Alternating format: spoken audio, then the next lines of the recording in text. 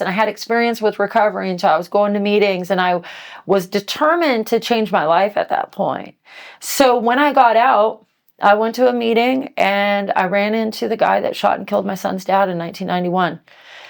100%. That's exactly what it was like. And then he wanted to make amends to me, and we hugged at a meeting, and there was this chemical reaction unlike anything I had ever experienced in my life. And we ended up getting together, and it felt really good. And it was literally the most destructive thing I've ever experienced in my life.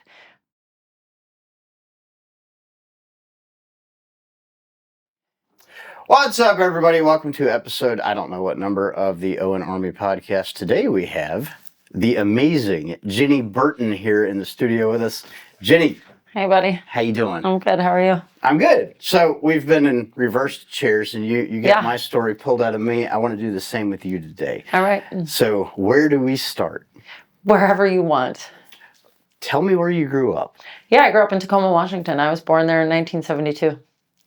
Yeah, not far from JBLM, as a matter of fact. Very and nice. For any viewers that don't know what that is, that's Joint Base Lewis McChord. So Army Base, Air Force Base in Pierce County, not far from the Capitol. We got lots of spooky people at JBLM. Yeah. They do weird stuff. Yeah, there's a lot of stuff that goes on in that area. So what was growing up like for you? I mean, in the beginning, I just thought I was any other normal kid, and really, I guess I was in a lot of ways. But both my parents were drug addicts, even though I didn't know. So my dad was, he was a medic in the Army, and him and my mom met in the early 70s, had a couple of kids real quick, and yeah, I don't know, life just turned into what it was, and he went to prison in 1976. Oh, wow. Yeah. Our house was raided. I was standing at the top of the stairs, and my dad was my hero. So I watched, him get dogpiled by a bunch of detectives that kicked in our door. And that really started, the trajectory for my life, though I had intended for things to be very different than what they turned out to be. Well, I don't know anybody that grows up saying, I want to grow up to be a junkie. That's right. But we do it anyway. So you're 4 years old. You watched your dad get dogpiled. Taken. What happened? What was he charged with? I believe armed robbery, and I'll have to go in and look at the charges again. I have his charging document somewhere, and attempted murder. Wow. Yeah. So how long did he go for? So back then, the parole board was in place in Washington State. It no longer is. It changed in the 80s to ISRB. Wait, no, excuse me. That's wrong. To SRA. So parole board really isn't in place except for people that were sentenced around that time. So so there was a parole board in place. I believe that he got a life sentence, but he ended up serving, I think, like 4 or 5 years. He was able to be paroled out. He was an artist, and there was a lot of prison violence going on between cops and prisoners back in those days, and my dad was drawing the pictures of what was going on, and he was connected with this guy that was writing the stories, and they were able to get some of their stuff out into the news. And so I think that the system at that time was incentivized to get him the hell out of the prison, so there was less exposure to what was going on inside. Wow. Yeah. So he got out when you're like 8, 10? Yeah, I think I was like 7 or 8 when he got out, so probably 8. Did he come back home? He did not. Okay. No, my mom, very quickly after my dad got locked up, ended up getting together with this other guy, and he was insane and extremely abusive, and she gave him absolute control. So my mom ended up having 7 kids altogether, and only 3 of us have...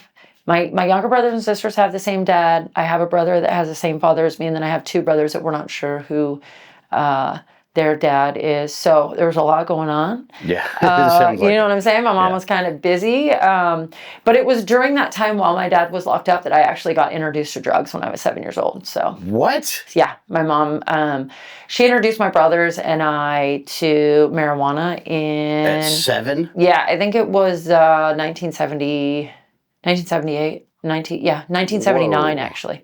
Yeah. So you're smoking weed at 7 or 8? Yeah, didn't really want to because I knew my dad went to prison for drugs, but there was a lot of pressure and intimidation, and there was always kind of this separation between my mom and I. later on in life, I realized that she didn't like me very much. But then I realized as I've gotten much older that it was probably more insecurity. And so I really was seeking acceptance and love. So I did it.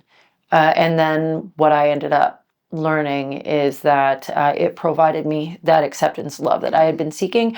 But also over time, it provided me an escape from the violence, abuse, and chaos that was going on in our life. So, Damn. yeah. 7 years old. Yeah. So how did that progress?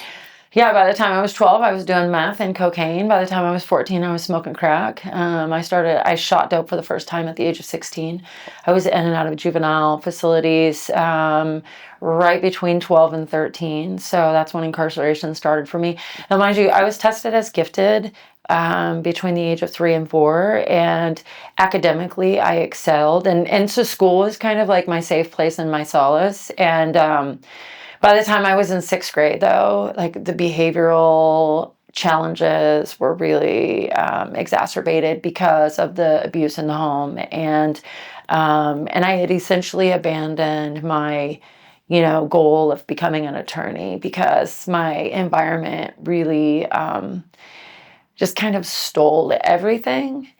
But at the same time, did it though? Is the thing. You know what I mean? It's like I don't know that it stole anything, and so I think I just studied the law on the other side of it. But I mean, life did not. What were you getting locked up for at 12 and 13? So when the first time I ever got locked up, I was with a group of kids, most of them older than me, and they broke into a cubicle at a high school. And I, of course, went along with it. And so for whatever reason, though, I was the only one that got locked up. And my mom went and dumped me off at the juvenile hall. And then she moved while I was there, mind you, and did not tell them that she moved. Oh my God. So yeah, my mom was a peach. She was a peach. I'm grateful for her today, but I'll tell you, I wouldn't wish my experience on anybody. So that was the first time that I got locked up, and after that, it was just that my drug use had really taken hold in my life, and I was acclimating towards folks that were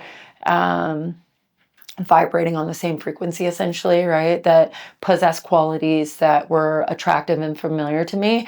And, I just ended up running with a bunch of criminals and stuff. So burglaries, car thefts, different things like that. So I've been locked up a few significant times when I was young.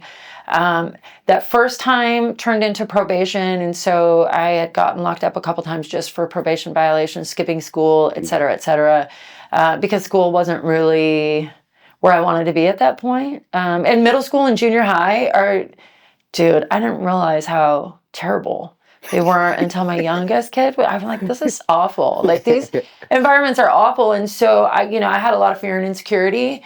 I was, beaten a lot when I was a kid. And so I just didn't flourish in social environments, that were very diverse. And so school just wasn't for me. So, the little minimal probation violations, but then of course, like I said, it transitioned into other crimes. So walk me through that progression, because you've done some significant time. I mean, I guess I have a hard time saying it's significant time in comparison to a lot of people, but I have been to prison 3 times. And with a total of about 10 years. Okay. But the carceral system has had such a massive impact on my life that honestly, I think it's because I feel like I've been imprisoned, right, in one way or another. But yeah, so locked up the first time from 12, I was in for like 30 days the first time, but right after I got released and sent to a receiving home because my mom moved, like I said, I turned 13 in that receiving home. And then I ended up moving to my grandmother's because my mom was married. I think she was in her 4th marriage at that point. Oh, wow. Yeah. Yeah. Okay. So incarceration, the linear trajectory was I started being locked up at 12. It may have been 13. Hey, I'm old, so sometimes I'm a year off. But I was locked up for 30 days. My mom moved when I was in there. So I got sent to a receiving home. When I got out, ended up moving to my grandmother's on probation, a couple of small probation violations. And then, as my drug use progressed and as my activity to Fund the habit. fund those drugs progressed. So did, my extracurricular activities. And so I aligned myself with folks that were committing crimes. And I ended up with, my very first boyfriend. Because though I was a drug addict, I was also a virgin until I was almost 16. But I had a lot of friends that weren't. So that really helped out because we could go places and they would do their thing. And I got loaded, and that was really my biggest focus, was escaping the reality of my psyche and my environment. And so I ended up with this guy, my very first boyfriend, and he was a burglar. He was a number of years older than I was. He was a burglar, and that was great. They'd go in and steal guns and go into all these different stores in the area where we lived and do a lot of retail burglaries. Back in the day before security systems were really a thing. And so, and so I was doing a lot of coke back then. It was my favorite. Cocaine was my first love, really. I grew up in a meth family, but cocaine was my first love. It's weird how it's usually one or the other. Yeah. I've done plenty of meth, but I've never loved it. I've never loved it. Cocaine's totally different. Yeah, totally different. Love affair. Yeah. And then when I started doing heroin, and then heroin and cocaine together, that was it. Yeah. That was it. So you're an IV drug user too, right? 100%.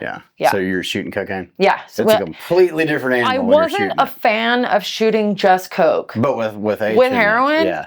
Dude, I was like, I have arrived. Yep. I have arrived to the answer to all of my problems. And with that intimate relationship with drugs came consistent incarceration. And so because there were things that I wasn't willing to do to myself, because I grew up in a drug environment, bikers, women that were treated like pieces of meat, not respected because of certain things.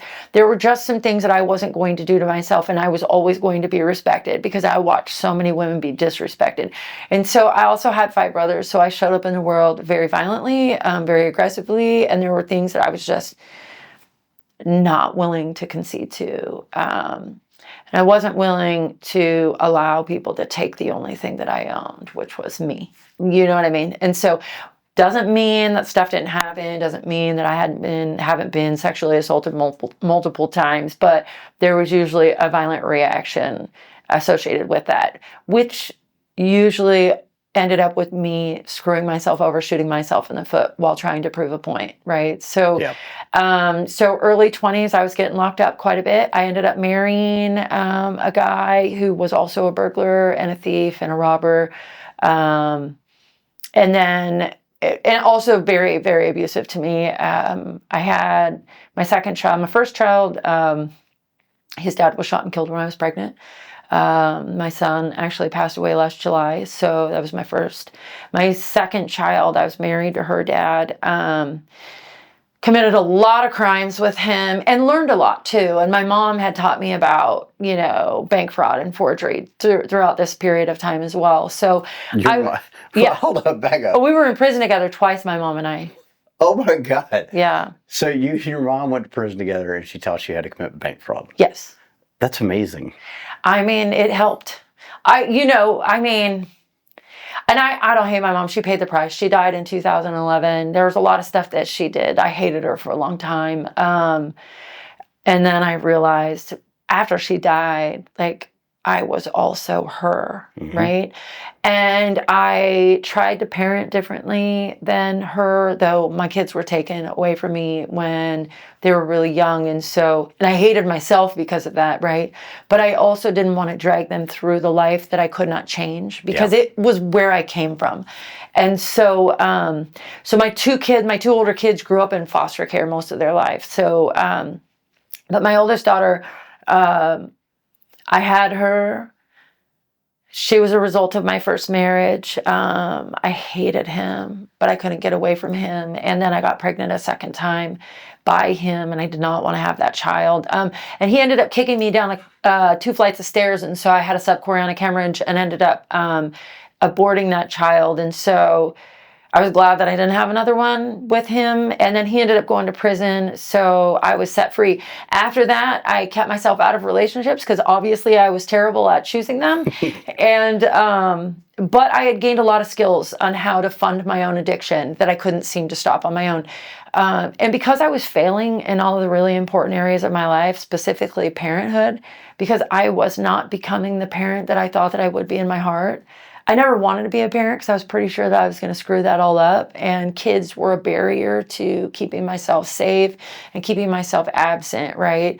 But as I continued to participate in the criminal life, which was solely to fund my addiction and to keep me awake, because at this point, like in my early 20s, I had been sexually assaulted a few times, which meant that I couldn't sleep. At the age of 16, actually, to back it up a little bit, and I know I'm kind of all over the place, I was sexually assaulted by this guy.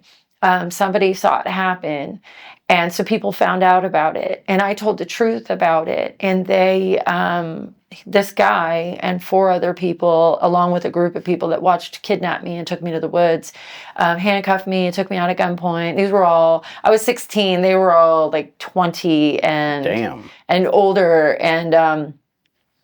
and so they beat me for about 8 hours, cut my hair off with a knife, handcuffed me to the outside of the car on a shooting range while they were, a way out rural shooting range, not far from JBLM actually. And yeah, it was terrible. And I didn't really have anywhere to go afterwards. My mom told her husband, this was the 5th husband, get her out of my house because my mom was locked up for the time for growing weed.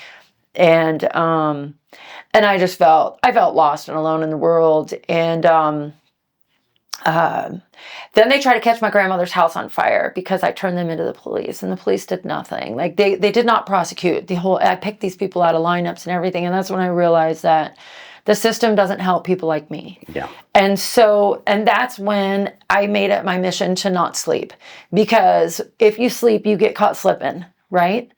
And that's when I started carrying guns and stuff. And so, and life just kind of spiraled out of control. It just really spiraled out of control. And my entire mission in the world was to keep myself safe at whatever cost, right? And so by the time my first husband got locked up, like I was just out of control. I hated myself. I hated the world around me. People were unsafe. I thought God was playing a really sick trick on me. Like, who would do this? Why would it ever be okay for a child to have to go through all these things? And so, and so crime, drug use, violence. I started carrying guns and of course illegal because, right. You know what I mean? You're already a felon. And if you live by the sword, you die by the sword. Mm-hmm. That's just the way that it goes. It's just the way that it goes. Went to prison the first time in 1996, got a 14-month sentence. I was able to get some rest. I didn't know really that, I knew that I was a drug addict and I didn't care. Within 7 months, so I was released, and within 7 months of release, I had racked up 3 more cases. And I'd been shot. I shot somebody else. I was in a massive car accident because, of course, I steal cars because I didn't own any. And I realized at that point that drugs were a problem and I needed to stop. And so I found recovery when I was in prison that time. And so I got 5 years. And for the shooting? No, we don't tell. We don't tell on each other, Ben. So I definitely went to I was in Madigan. They took me to Madigan because it's a trauma center. I was shot in my femoral artery. Oh shit. And so I've got scars that go. So it was like a mutual combat thing. You shot somebody. No, so these 2 incidences happened separately. Okay. So I shot my friend. He was going to punch me in my face. So his girlfriend had called me. So 2 separate incidences. And so when I was shot, I was at this guy's house that I had been seeing sort of off and on. And there was a thing. He was moving. I went to get my stuff. I was super twacked out. I carried guns at the time. Like I said, you live by the sword, you die by the sword. And I was shot. Not by him. by another guy. And I knew stuff that he didn't want me to know. So the specific guy, was trying to cook dope with my friend. His dad was a sheriff. I was in his garage with a stolen truck, wiping it down, and a whole slew of sheriffs pulled up right outside of the garage where I was in, and I could hear the conversation going on, and he was feeding information to the sheriffs. And so when it first happened, I had shot at this house earlier in the day, and I had the gun in my waistband, and so I didn't know if it was me or somebody else. And so when I got taken to the hospital, they were, who shot you? Who shot you? I said, I shot myself. I shot myself. I shot myself. The way that the bullet went, there was no way. So I get out of the hospital, and this guy, Mikey Sorensen, comes and picks me up and says, he's like, Ginny, you did not shoot yourself. It was Harry.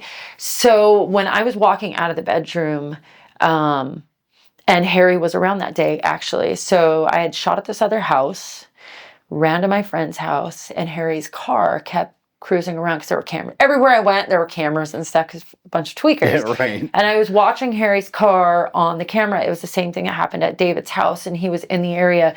So I remember walking out of the room, and so you come out of the room, and to the left is the garage door. To the right is the front door. I was standing in the kitchen, not even 15 feet from where the garage door was. I turned to look that way. And I'll tell you, I dropped immediately. Like, I dropped immediately when I was shot. And I just remember looking to the right, like turning around and seeing everybody run out the front door. So apparently somebody had drugged me out. And I remember I was laying down. I was in and out of consciousness. I was laying down on the ground, and David, the guy whose house it was, walked over the top of me, and he was on the phone with 911. Everyone dispersed but two people. There was nothing left in the house. It was totally empty, but apparently there was a piece of carpet, and this girl, Christine, stayed there with me because she didn't have any warrants, and tied the piece of carpet around my leg. So I woke up in Madigan. I was pissed. I wasn't trying to die, but at the same time, I was fine with if I died. Yeah. I was so tired. I get that. I don't even know if I was 24 at the time. I think it was right before I turned 24, and I was just tired. And when I woke up in Madigan, and there's like all these staples down my legs, you know, my teeth had gotten broken out when I was 18, my front teeth, I had scars everywhere. My life was just tragic. You know what I mean? I was a failure as a parent. And I wake up, and I've got all these staples down the inside of my legs. And there's this whole class, this group of students standing in front of the bed. And I'm like going crazy. I'm like, get them out of my room. And the doctor is taking the staples out of my legs in front of the class. Like, I'm all exposed. I'm like, what? Dude, I was pissed that I was alive. I was pissed.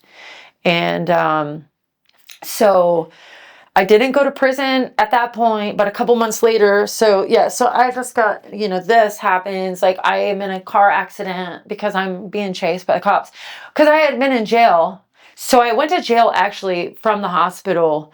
That's the worst. Felon in possession of a firearm, right? And it sucked. Felon in possession of a firearm. They ended up dropping the charges. I don't know why. But I get bailed out. My friend bails me out because she's a forger. And so she had all this stuff. She bails me out literally standing in jail next to me. And she's like, this is the deal, though. You have to make them catch you. And I remember that. So I'm driving the stolen car. And we had just come from robbing this dope house. And I dropped this kid off that was with me. And, parents were drug addicts. Like, everybody's just sort of living in that world. Parents were drug addicts. I drop him off. I'm driving down South Tacoma Way. And I'm just going to keep using sort of JBLM as a focal point because people seem to know where that is, right? So I was probably about 15 minutes from JBLM, just right outside of Tillicum. And I was heading down South Tacoma Way, and this cop gets behind me. And I had started to pull over, and I remembered that I promised that I would make them catch me. So I take off, and I'm being chased by Lakewood police, by Pierce County sheriffs, then state troopers, and then the Tacoma police. And I go down, I get on the freeway, and I'm driving. It's like a 74 280Z. and no power steering. Super fast though. And I get on the freeway and I'm just weaving in and out of traffic, and I go to get off this off ramp, and there's a huge turn, and I end up slamming right into a fire hydrant. And so, yeah, ended up breaking my arm. So the arm was like laying there. And then they take me to jail, and I'm on my way to prison with 5 years. So, but that was my first real experience with recovery. I realized at that time, first of all, I was devastated with 5 years. I thought that was like a century. But I was also grateful because I could sleep and I didn't have to worry. And I had been sexually assaulted a couple times during that time because I would pass out, and I would pass out, in places where it just wasn't safe to pass out and wake up with stuff happening to me that I didn't have. I mean, I was unable to overpower a man. And so, which is one of the reasons I started carrying guns, which of course resulted in me, being shot, shooting somebody else. And again, though, no criminal charges associated with anything toward anybody else or me during that time, because we just don't tell on each other. And that's kind of how it goes. If it's in the game, we just keep it in the game, right? And that's just... Write it off to the game. Yeah. Like no hard feelings. It is what it is, So I get clean, and I'm doing as much as I can, trying to piecemeal some sort of foundation, because prison just isn't set up to help somebody overcome those kind of things. And so I get out, and I ended up moving to Seattle because I'm from Tacoma. So Tacoma's a little harder than Seattle. So I moved to Seattle, and I started going to 12-step meetings, and I started to create a life, and I was trying to get custody of my kids, though I consistently felt like I was going to fall short and cause problems for them. I was in a relationship with someone, and I didn't really want to be in an enclosed relationship because I was just learning how to live. Like literally first time ever, 28 years old, got my first job in the real world, finally got a driver's license. Been driving since I was 12, but never had a license. And so then my grandma died, and I went on a fishing boat up in Alaska, and I was massively sexually harassed on that boat and ended up suing that company. But it just sent me spiraling because I didn't have the skill set to deal with those emotions. I didn't really understand how to get through death and things like that and stay clean, and I ended up getting loaded. And everything, and at that point, I had been clean 5 years, 2 months, including my prison time. I was like, what the hell was I waiting so long for? Because it was like all of the hard stuff that I had been dealing with just, slipped away in that euphoric moment. And once I started, I couldn't stop. I couldn't stop until I committed a bunch more crimes, and let me just sort of take that back a little bit. I did end up stopping, and I got clean for about a year. But what had happened is I sued that boat, and I got a bunch of money. Oh yeah. I paid off some bills, but then, dude, that's a massive I had trigger. to make amends to my dealer that I had stolen an ounce from, because it was really important to pay him back that money. Yeah. You know what I mean? And while I'm here, I might as well just go ahead and buy some dope. I mean, I might as, you know what? You don't have anywhere to stay right now. I've got this great apartment with this, just come on over. You guys just come on over. And, and that started the stuff. And I ended up going back to prison again. So, because you do what you know. That's exactly You do right. what you know. So I just went back to, I commit crimes. That's what I do. I steal people's stuff. I steal their financial documents, and I steal their cards. And and it's not personal because it's not people I know, right? Right. So, and it's all covered. It's federally insured. So everything's going to be fine. And then, I end up going back to prison. So I went in clean the third time. And my plan was to stay clean. And that's where I really developed a relationship with God. I knew there was a problem. And I had remembered back in like 93 or 94, I went to jail and I read the Bible. And it had this really profound effect on me because I was not raised with any kind of religion other than the dope sack, and that was God in our lives. And so, but I had this profound experience that I never forgot. A lot of the things that were sort of on fire inside of me, and not on fire in a good way, right? But like a lot of the things that I struggled with internally when I read the Bible that time back in the 90s, something strange occurred, and like there was like this stability and this sort of defragmenting, this piecing together of things that were very discombobulated inside of me. And I never forgot that, though it did not take root, obviously, right? There was more research that I needed to do for what God had planned for me. The seed was planted. 100%. Yeah. And so when I went to prison in 2008, 2009, I really immersed myself in trying to learn more about that. And so I started on this path and again, tried to piecemeal a process. And I had experience with recovery, and so I was going to meetings, and I was determined to change my life at that point. So when I got out, I went to a meeting and I ran into the guy that shot and killed my son's dad in 1991. 100%. That's exactly what it was like. And then he wanted to make amends to me, and we hugged at a meeting, and there was this chemical reaction unlike anything I had ever experienced in my life. And we ended up getting together, and it felt really good. And it was literally the most destructive thing I've ever experienced in my life. And then my mom died not long after. I ended up marrying the guy, and my mom died not long after that. And the interesting thing about that is, like, we had such a tumultuous relationship my entire life. But when she left the world, I felt lost.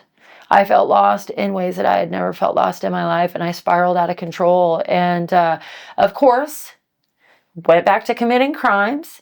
And, and I abandoned everything in my life, which I was pretty skilled at doing. I'd been doing that, forever. Like, never fulfilling any of the goals or promises that I made to myself. And really at this point, I think I was 38 when she died. At that point in my life, I was pretty sure that I just didn't have what it takes to succeed, that I would never be this person that I believed that I was in my heart for a number of years. Because though I was failing, I always felt like a contradiction, because in my heart, I felt like I was supposed to be somebody else. And I knew right from wrong. I just didn't know how to sort of navigate any of that. And, yeah, so, balls to the wall, 100 miles an hour. It's the only way we know. You know what I mean? Yeah. And because it takes a lot to blot out the reality of the failure that I became. You know what I mean? And knowing how much I had failed my children. And I think that was one of the biggest things for me, is that for 20 plus years, I had failed the most important things to me. And mind you, by the time I went back to prison, I'd had another child. So I had another child in 2006. And this was going to be my, I'm going to make it all okay with this one, because I'm not going to do it again. And I did it again. And I did it again. And she had to go be with her dad, who had gotten clean, thank God, at that time, because I obviously was a mess. And I, because I was drugged through a drug reality my entire life, I never wanted to drag my kids through that same stuff, because bad things happen to kids in those environments. Really bad things happen to kids in those environments. And so I never wanted my kids to have to experience what I experienced. And though my two older kids grew up in foster care, and it was not ideal, and they were, transferred around from house to house, they still were not being treated in the way that I was. And so I still felt like I did the best thing that I could for them. And so, anyway, I'm with the guy. Life is spiraling out of control. It's traumatic, the whole experience. And it was exactly what needed to happen. I committed a bunch more felonies, and then I got arrested, because and I'm praying to God. I'm like, dude, I can't do this anymore. Stop me. Yeah, well, stop me. Let me die. Yeah. Let me die, because I'm obviously never going to get it. I've prayed that same exact prayer. Yeah. I've begged God to kill me. Yeah, please. Because I could not stop myself. Yeah, and all I'm doing is hurting people. Yeah. And so God was like, yeah, I'm going to help you out. And I did die. I died to the life that I was living on December 5th of 2012. I was arrested.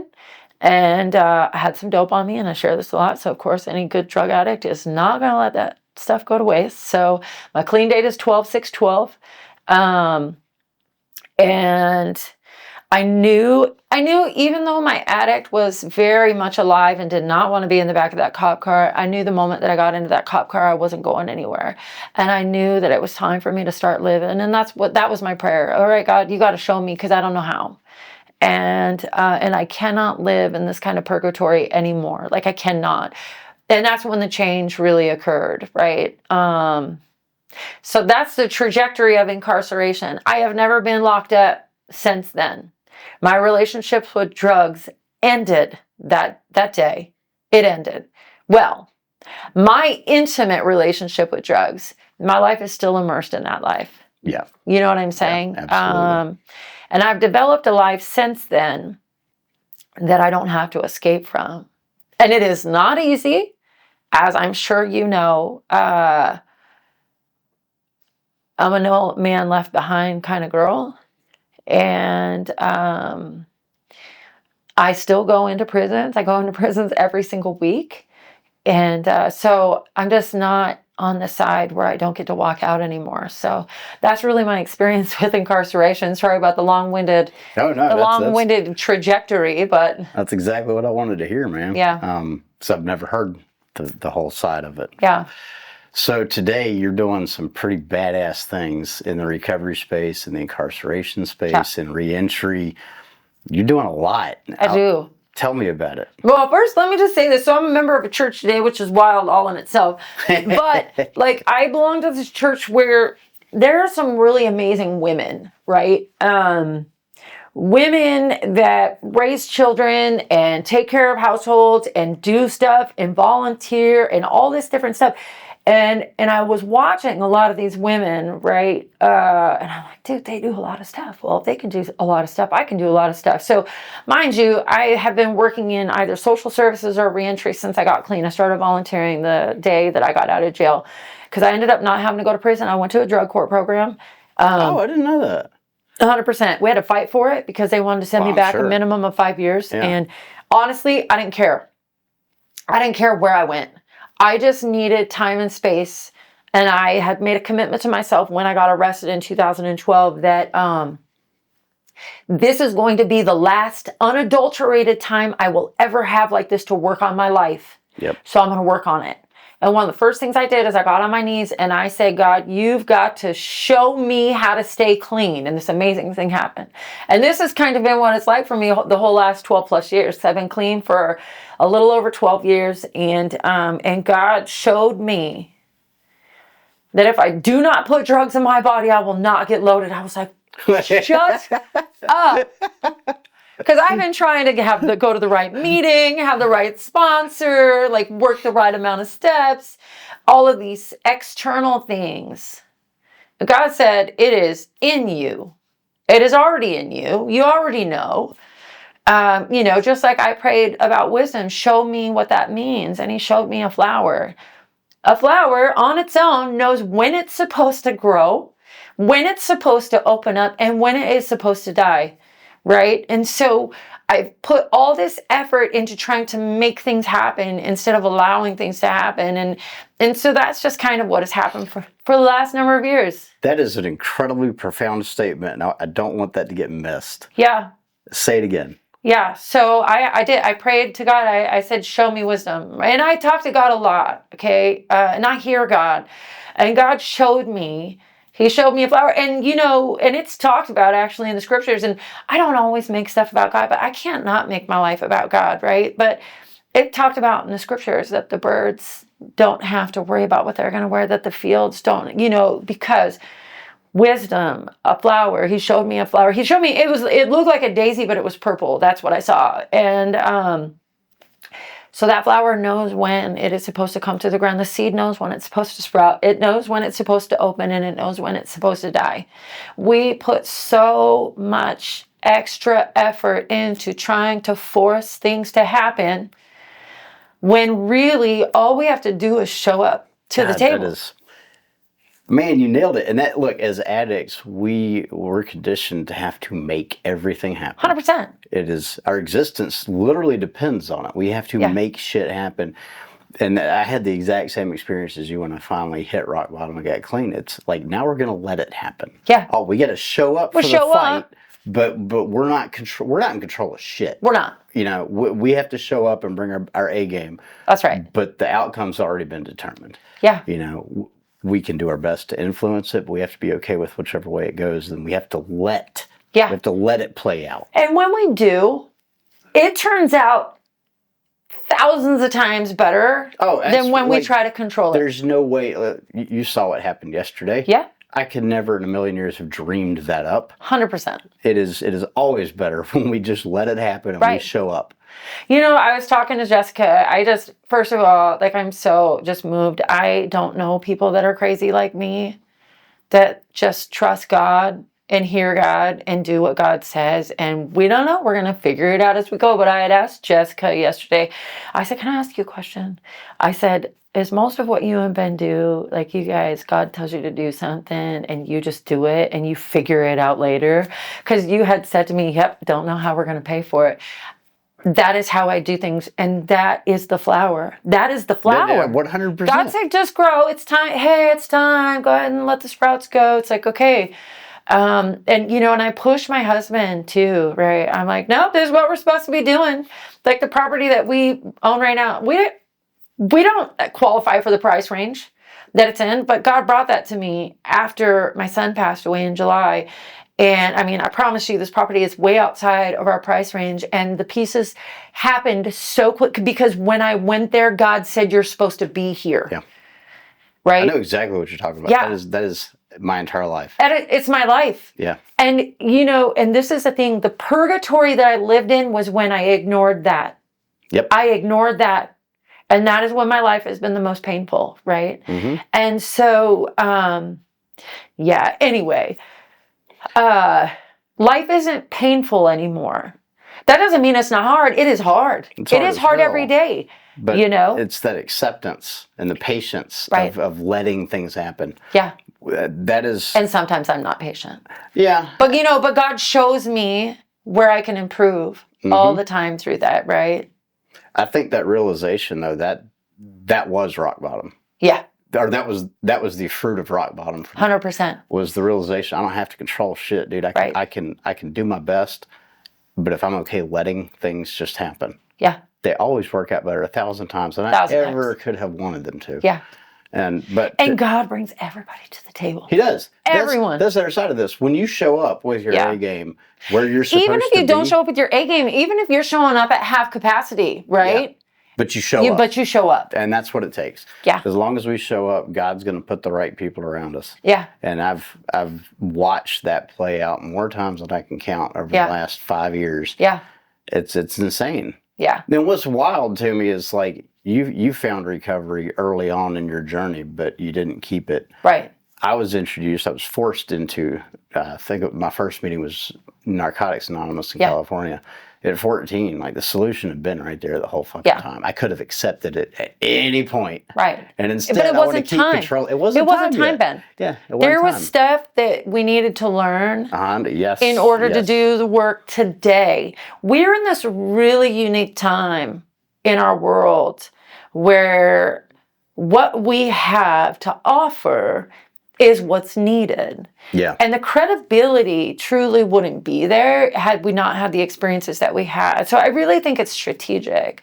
I think that God, it's kind of like, think about, not to make this about, I don't do this normally. Like, I don't, look, me and God are like, that's like, we're in a relationship and I put time into that relationship. But there's a lot going on in our world today. And so when Moses was trying to talk to Pharaoh, God hardened Pharaoh's heart over and over. He told him how it was going to go. I really look at that in the same way as how I ignored certain things, right? Because it wasn't time, because there was more that we needed to know, because the credibility needed to be there in order for us to be able to create what it is that God is telling us to do. Because there are a lot of us that need help and they can't hear the thems. Yeah. Our system is developed by them, and God bless America and everything that everybody's trying to do. But a lot of the times, like, our experience isn't honored or validated in a way that's effective. And so as we watch policies and processes spiral out of control, kill people, not serve people in the way that we should be serving people to encourage human flourishing, that is setting it up for us to be able to accomplish the work that's necessary so that we can help our people out of hell. You got that right. Yeah. So tell us about OUT. Yeah.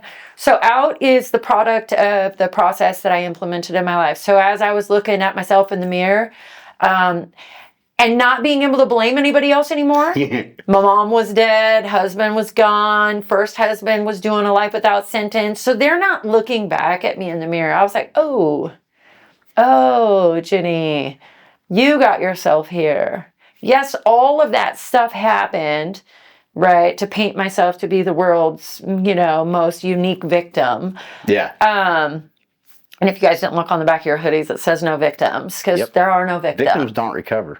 Dude, and we're not victims, we're volunteers. You're damn right. That shit felt good. You know what I'm saying? I wouldn't have signed up for it if it didn't. Yep. However, it just didn't serve me, right? So as I'm standing there, I'm like, okay, something's got to change. And so I started to create a process of change for myself. And so, fast forward a number of years later, mind you, I'm changing myself for a period of time. In 2016, you met my husband. 2016, my husband decided to relapse. He did some stuff. It was terrible. I was a victim of his crime, and I put him in prison. Because guess what? At that point, I wasn't in the game, right? So we weren't chalking it up to the game, and I held him accountable. And then I realized, as I'm working in social services, serving people just like me without autonomy to actually help them, because there's a difference in serving under the umbrella of services and actually helping people to get to where you are. And I didn't have authority to do that, because that's not what we did as an agency.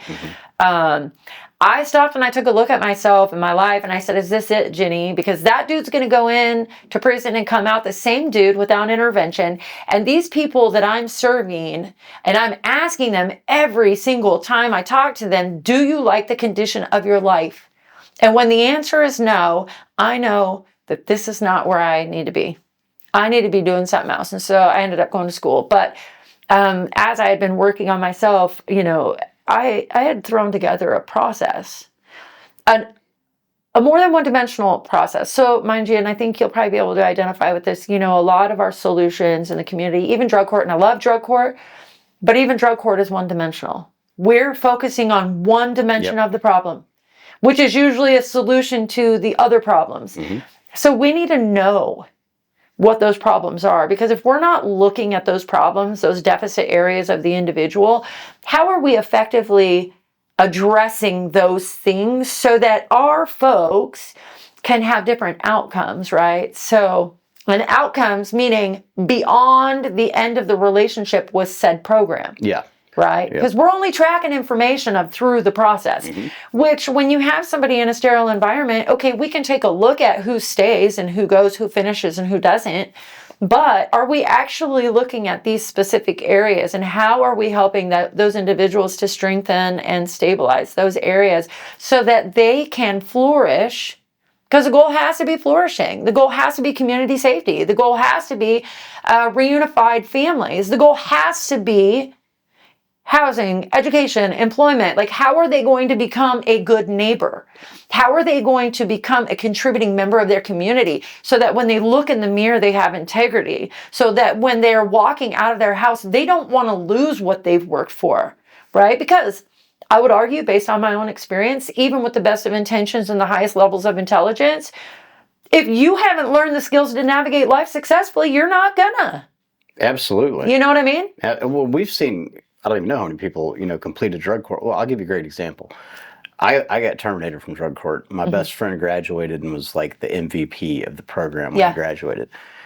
He's in a Ziploc bag in my truck. Yeah. Because he did not have that holistic wraparound you just described. He did not have the purpose. He did not have the ability to flourish. He did not have the life skills needed to function in society. Right. And so he went right back to what he knew. Because that's what we do. That's what we do. Because we are a patterned species. It's kind of like, and I describe it to my students in prisons like this. It's like, yeah, it's like riding your bike on a dirt path for years and years and years, and you develop a rut in that dirt path, and you fall over, you fall over, you fall over, you fall over. When we take the handlebars and try to do something else, it's like being on that same dirt path over on the left-hand side, and you have to hold onto your handlebars and keep your eyes on the road, because if you don't, you're going to gravitate back toward that rut, and you're going to fall over, you're going to fall over until you just can't get up anymore, right? So the OUT program, it's that process that I implemented in my own life first to stabilize my internals, because without filling that God hole that we're always trying to shove stuff into, we're going to continue to look for external solutions, right? And as a system right now, we're trying to dump stuff onto people. Give. We're doing for as opposed to teaching people how to fish. So first I have to fill that hole with holistic stuff that makes me make sense of everything, right? And so we dissect, we take a look at our stuff. It's like going into your pantry and looking at, well, have I changed my diet? And if not, or if I have, like, how many boxes of macaroni and cheese do I have? Am I actually eating oatmeal anymore? What are the dates on these things? Do I want to contribute and, give these things to like a food pantry or something like that? Are they outdated? Do they need to be thrown away? Am I changing diet? Do I need to put some different things in my pantry? What things are going to work and what things aren't. So we take a look at the framework of the individual, because we all have qualities that we're born with, and we attach on behaviors, right, to fulfill whatever needs we are experiencing at that time, right? So the OUT program, we assess, we dissect, we dismantle, we inventory, and then we start to rebuild based on the things that we want our lives to look like. And we do that through a lived experience model. And that's another reason why I love what you guys are doing, because if you haven't been to hell, you don't know how to navigate your way out of it. That's right. Right? And so I climb mountains, and I can tell you this, I'm not going to climb up the mountain with a guy that read the book 50 times. Right. I'm going to climb with the illiterate dude who's been up and over 50 times. That's what I'm going to do every single time. And that's really sort of what our system isn't doing. Our system is wanting us to go over the mountain with the guy that read the book, who's never climbed. We want the guy that read the book to lead everybody over the mountain. Right. That is so backwards from the way it should be. Well, it's true. It is, because we need the we're Ginny killing Burtons people that have climbed around Mount We Rainier. need the Ben Owens, right? Yeah. I mean, that's what we need to do, and that's one of the reasons I'm so excited about what you guys are doing here, because you get to develop the process from a lived experience perspective. So OUT, we have a curriculum. Some of my books came in. I just want you to know, and I'm going to say this publicly, like, I am willing to license the program to you guys and train you guys to be able to train. Want it. And what that looks like, and we're getting ready to start a community cohort. So we'll do it remotely. What that looks like is I would love for you and Jess to go through the program so that you guys understand what it looks like and see what it can do for folks. It's what I teach in prison. So OUT starts out as a 10-module curriculum. I teach it currently inside of prisons and in the community remotely across the country. I've got folks that have done it all the way to Florida. And then throughout that process, what we do is I develop relationships across the state of Washington with business owners, educators, housing providers, therapists. I prefer to have therapists, though, that have lived experience, who have actually overcome. Yeah, they have to. And I try to align with as many folks as I can who have lived experience, who have overcome, people who are entrepreneurs, people who are doing, all kinds of stuff. There's no shortage of us. There's not. Like, you will find people that have backgrounds. We're everywhere. Yes, everywhere. Yeah. And I try to develop those relationships across the country, then for us to lock arms. So we can say, yeah, no, we're here. And this is what we're doing. And what you guys are pushing, the narratives that really originate in academia and then transition into the social service structure. I only know because I know. Those narratives are harmful. Those narratives are killing my friends. Yeah. And so, so the out programming, yeah. So we develop these relationships, and while the dudes are going through the process, we then introduce those relationships in their respective counties of release.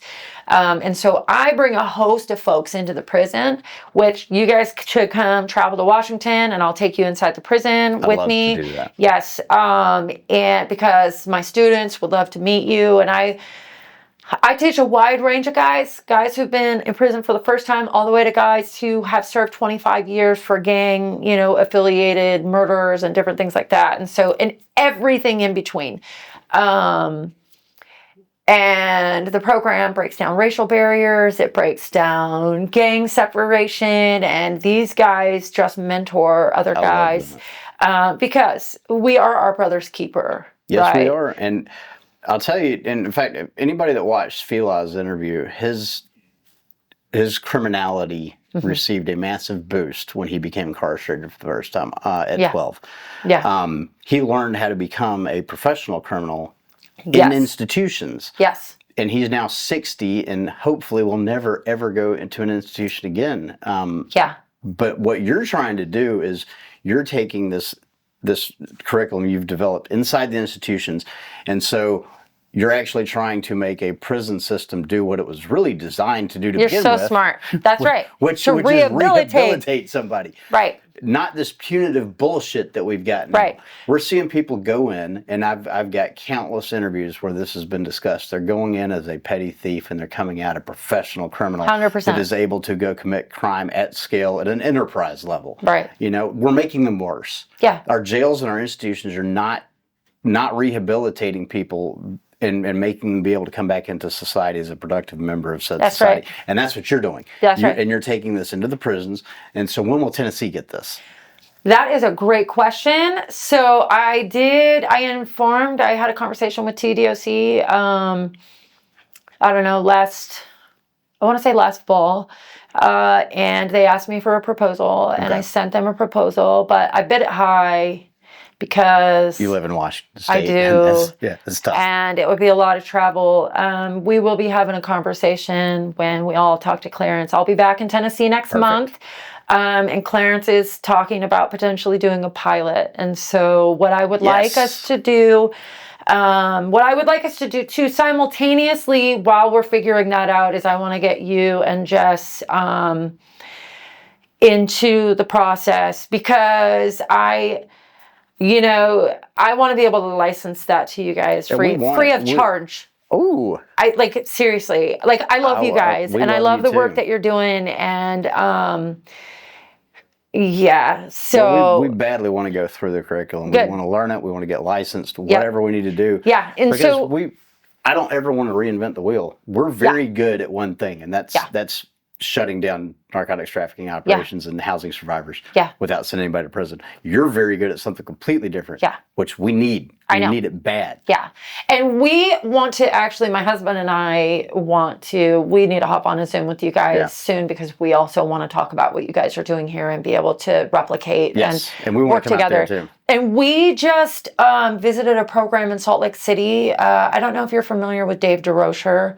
So Salt Lake City, they have the Other Side Academy. I'm going to send you guys some info on them. So they've been functioning for about 10 years. They modeled something that they have in San Francisco and LA, which is Delancey Street. So I think as we're all looking at opening up facilities and things like that, well, they're just a huge benefit. They're doing stuff that's totally self-funded through social enterprise. And I want to go see this. So we got lots of stuff to go on, but and I just did want to say again publicly that I want to be able to license this to you guys, because you and I had this conversation back in 2023, right? Yeah. About you being interested in the OUT program, and I've never forgotten that. And so, so we'll have that conversation. But 100%, I love it. That's what I'm saying. We're like twins, because you understand exactly what I'm trying to do. Yeah. I am trying to pilot a process so that we can change carceral facilities to be intentional.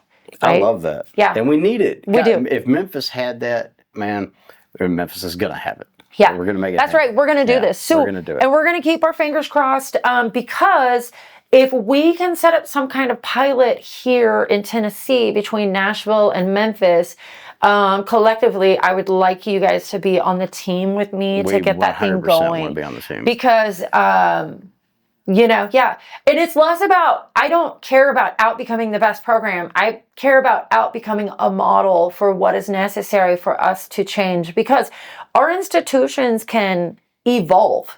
Right? Like, people don't have to worry about job security. We can evolve. We're never going to have a shortage of criminals. It's never going to happen. Right? But what we can do is we can become, you know, a country that focuses on human flourishing. Yep. Where we're sending billions, hundreds of billions of dollars to other countries. We're funding prisons. We're walking over bodies in our own country. We absolutely are. That's a problem for me. It should be a problem for everybody. It should be. I think the more Americans become aware of it, it is going to become a problem. Yeah. I think the time is right for exactly what you've brought to the table. I think America wants it. Yes. And I cannot wait to see where it goes. I'm getting the axe signal from our producer. Okay. I think it's time to get you to the airport. Okay. Guys, Ginny Burton, you need to find her on every social media platform. Her name is actually Virginia, so That's it's right. Ginny, Ginny, or V Ginny Burton. That's right. Virginia Burton. If you Google her, you're going to figure out you already know her.